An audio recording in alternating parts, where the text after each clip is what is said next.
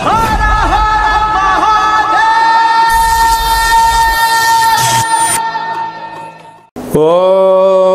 నమః శివాయ నమో నారాయణాయ ఓం శ్రీ కర్మ నివారణ కాల భైరవాయ నమో నమః ఓం వజ్రణకాయ విద్మహే తీక్షణ దగ్గుస్థాయ ధీమహి తన్నో నవనారసింహస్వామి ప్రచోదయాతు. హరి ఓం.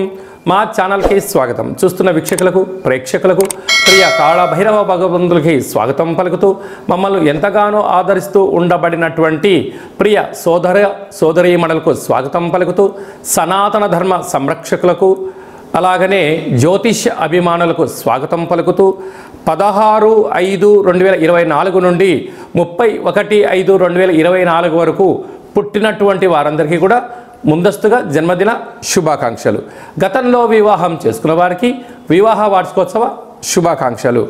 మనకు వైశాఖ మాసం అనగానే పండగలకు కొదవలేనటువంటి మాసము కనుక అన్నవరంలో సత్యనారాయణ స్వామి యొక్క కళ్యాణము, స్వామివారిని స్మరించడం, ధ్యానించడం, వీలైతే ఇంట్లో మనం సంవత్సరానికి ఒక్కసారైనా శ్రీ రమా సహిత సత్యనారాయణ స్వామి వ్రతాన్ని ఆచరించుకోవడం వలన స్వామి యొక్క ఆశీస్సులు ఉంటాయి.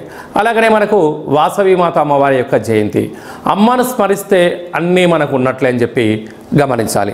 అలాగనే మాసానాం వైశాఖ మాసం అంటారు. వైశాఖ మాస పూర్ణిమ తిథి యందున అరుణాచల స్వామివారి యొక్క గిరి పర్వత ప్రదక్షిణ చేసినట్లయితే సర్వము శుభప్రదమే అని చెప్పి గమనించాలి. ద్వాదశ రాశుల్లో గ్రహ గమనాలు ఒకసారి వీక్షింపచేద్దాం.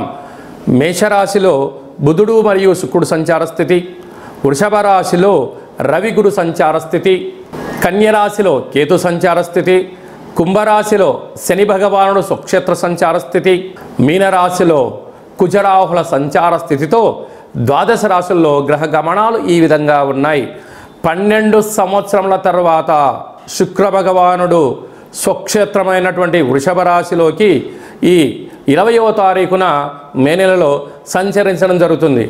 అక్కడ విశిష్టత ఏమిటయ్యనగా 12 సంవత్సరాల తర్వాత దేవగురు బృహస్పతి వృషభ రాశిలో సంచారం చేయడం, గురు శుక్రులు అక్కడే సంచారం చేయడం, అక్కడే రవితో కలిపి ప్రయాణం చేయడం అనేటువంటిది ఒక రకమైనటువంటి గ్రహ సంచార స్థితి అని చెప్పి గమనించాలి. ధనుసు రాశి వారికి 12 సంవత్సరాల తర్వాత 6వ స్థానంలో శుక్ర భగవానుడు స్వక్షేత్రంతో గురువు సంచారం చేయనప్పుడు ఎలాంటి ఫలితాలు ఉంటాయో ఈ వీడియోలో సవివరంగా సంపూర్ణంగా తెలుసుకుందాం. ధనుసు రాశిలో ఏ నక్షత్రాలు వస్తాయనగా మూలా నక్షత్రంలోని 4 పాదాలు, పూర్వాషాఢ నక్షత్రంలోని 4 పాదాలు, ఉత్తరాషాఢ నక్షత్రంలోని 1 పాదం కలిపితే ధనుస్సు రాశి అవ్వడం జరుగుతుంది. చాలామందికి పుట్టినటువంటి కాల సమయంలో డేటా ఆఫ్ బర్త్లో లేనటువంటి కారణం చేత పేరు యొక్క మొదటి అక్షరాన్ని అనుసరిస్తూ రాశిని తెలుసుకునే ప్రయత్నం చేద్దాం. ఏ, యో, బా, బి, బు, ధ, బా, డా, భే అక్షరాల వారందరూ కూడా ధనుసు రాశి జాతకులే.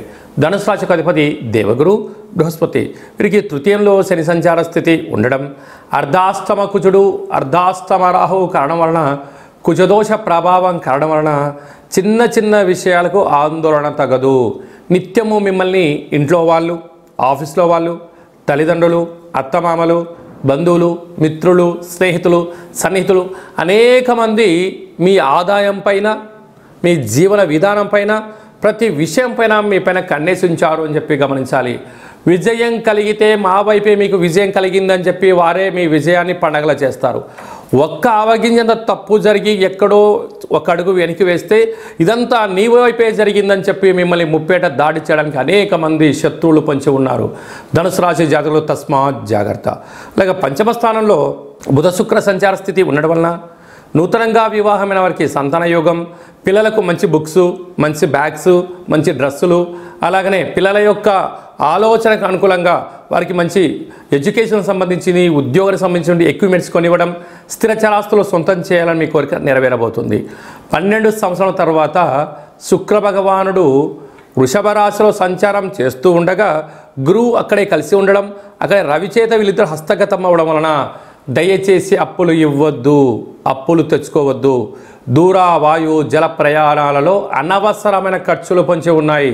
రుణ సమస్య, రోగ సమస్య, శత్రు సమస్య, బంధు మిత్ర స్నేహితులతో అనేక రకాలమైనటువంటి వారందరూ కూడా మిమ్మల్ని ఎక్కడ తొక్కేయాలా అని చెప్పి కంకణం కట్టుకొని ఎదురు చూస్తున్నారు. కనుక వీలైనంత వరకు దూరంగా ఉండండి, ఏకాంతంగా గడపండి, ఆధ్యాత్మికంగా ఉండండి, ధర్మ మార్గంగా ఉండండి. మీ ఉన్న చోటనే ఆనందాన్ని ఎత్తుకులాడుకోండి. ఆనందం అనేది డబ్బులు ఇస్తే రాదు. మీ ఆత్మ విమర్శ చేసుకొని మనస్సంకల్పంగా మీరు ప్రయాణం చేయగలిగినట్లయితే ధనుసు రాశి జాతకులకి అద్భుతమైన యోగం కలుగుతుంది. ఇలాంటి కాల సమయంలో 6వ స్థానంలో 3 గ్రహాల సంచార స్థితి, 12 సంవత్సరాల తర్వాత గురువు చేత శుక్రుడు సంచారం చేయడం వలన మీరు ఎంత బరువు అయితే ఉంటారో అంత బరువు కలిగినటువంటి గోధుమలను తులాభారంగా చేసుకొని ఆ గోధుమలను మహాదేవుడికి రుద్రాభిషేకం చేసుకొని ఆవుకు ఆహారాన్ని ఏర్పాటు చేయడం వల్ల దోషాన్ని స్వీకరించి అదృష్టాన్ని మనకు ప్రసాదిస్తుంది. పక్షులకు పావురాలకు వేయండి, లేకపోతే జలజీవరాశులకు సమర్పించండి. అద్భుతమైన ఆనందం ఐశ్వర్యం మీ సొంతమవుతుందని చెప్పి గమనించాలి. మే నెలలో మనకు 16వ తారీఖు నుండి 31వ తారీఖు వరకు ముఖ్యమైనటువంటి పండుగల గురించి క్లుప్తంగా సవివరంగా సంపూర్ణంగా తెలుసుకుందాం.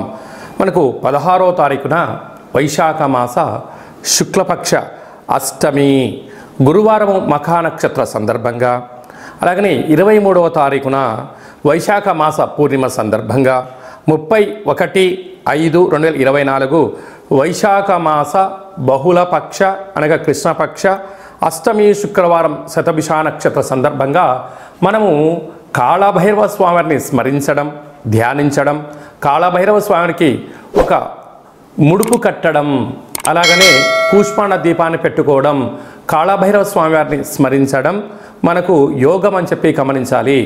కలియుగ కాలంలో కాలాన్ని శాసింపజేసే శక్తి కేవలం కాళభైరవ స్వామివారికే ఉంటుంది. కనుక కాలం మనకు అనుకూలించాలన్నా అంటే విద్యార్థులు బాగా చదువుకొని పరీక్ష రాసి ఉత్తీర్ణత సాధించాలనుకున్నా, బాగా చదివినటువంటి స్టూడెంట్స్కు మంచి ఉద్యోగం రావాలనుకున్నా, వివాహం కావాలనుకున్నా, సత్సంతాన సౌభాగ్య స్థితి కావాలనుకున్నా, వృత్తి ఉద్యోగ విదేశీయాల రాజకీయ వ్యాపార రంగ సేవా కార్యక్రమాల్లో చురుకుగా పాల్గొనడం, విజయాన్ని సాధించగలగాలి అన్నట్లయితే కళౌ కాళభైరవ అంటారు. కలియుగ కాలంలో కాళభైరవ స్వామిని స్మరించడం వలన సకల భూత ప్రేత పిశాచ బ్రహ్మర యక్షర యమదూత శాకిని డాకిని గ్రహబంధనాలు సంచిత ప్రారబ్ధ ఆగమిక కర్మలు తొలగిపోయి నరదృష్టి నివారణ కలిగి అన్నింటా విజయం, అన్నింటా విశేషమైనటువంటి వ్యాపార ఆకర్షణ, విద్యా ఆకర్షణ, జ్ఞానాకర్షణ కలిగి జీవితం సువర్ణమయం అవుతుందని చెప్పి గమనించగలగాలి. వీలైతే మీరు ఇంట్లో కాళభైరవ స్వామికి పూజా కార్యక్రమం ఆచరించుకోండి. కుదరలేదు మన యొక్క దేవాలయంలో 4 మంగళవారాలు, 4 శనివారాలు, శుద్ధాష్టమి, పూర్ణిమ, బహుళాష్టమి సందర్భంగా ఒక్కొక్క నెలలో ఒక్కొక్క కాళభైరవ స్వామి వారు ఉంటారు. కాళభైరవ స్వామి వారి యొక్క పూజ, కాళభైరవ స్వామి యొక్క సౌభాగ్య ముడుపు, కాళభైరవ స్వామికి పుష్పాణ దీపము, హోమ కార్యక్రమాలు చేయించి ఆసక్తి గలవారు ఈ కింద సంప్రదించినట్లయితే మీకు ప్రత్యేకంగా వాట్సాప్ కాల్ ద్వారా, వీడియో కాల్ ద్వారా పూజ చేయించి స్వామి యొక్క ప్రసాదాన్ని మీకు అందజేయడం జరుగుతుంది. ఆసక్తి గలవారు ఈ కింద సంప్రదించి మీ గోత్రనామాలను నమోదు చేసుకోగలరు. ఇంకనూ మనం విజయం సాధించగలగాలి అన్నట్లయితే కాళభైరవ స్వామి వారి యొక్క పాత్ర ఇది స్వర్ణాకర్షణ కాళభైరవ అక్షయ పాత్ర అంటారు. అక్షయం అనగా నశించబడినటువంటిది. ఇందులో రాసులు 12 ఎలా ఉంటాయో 12 రాసులను ఇందులో అచ్చు వేయడం జరుగుతుంది అని చెప్పి గమనించాలి. కనుక ఈ యొక్క పాత్ర యొక్క విశిష్టత ఏమిటనగా శబ్ద తరంగాల ద్వారా ఓంకార శబ్దం రావడము, ఈ శబ్దం ఇంట్లో ప్రసరించడం వలన సకల దుష్టగ్రహాలు వెళ్ళిపోవడము, మానవుని శరీరంలో ఉండబడినటువంటి షట్చక్రాలు వికసింపజేయడము, తను ఏదైతే అనుకుంటాడో దాంట్లో విజయం సాధించడం జరుగుతుందని చెప్పి గమనించగలగాలి. గృహంలో నివసిస్తున్నటువంటి జ్యేష్ఠాదేవి ఈ శబ్ద త్వరితకి బయటికి వెళ్ళిపోయి గ్రామ, రాష్ట్ర, దేశ, ప్రపంచ స్థాయిలో సంచరిస్తూ ఉండబడినటువంటి ధనలక్ష్మీదేవి అమ్మవారు గృహంలోకి స్వాగతం పలుకుతుందని చెప్పి గమనించాలి. ఈ పాత్రను ఎలా ఉపయోగించాలో ఒకసారి గమనిద్దాం. ఓం కాళభైరవాయ నమః. హరి ఓం.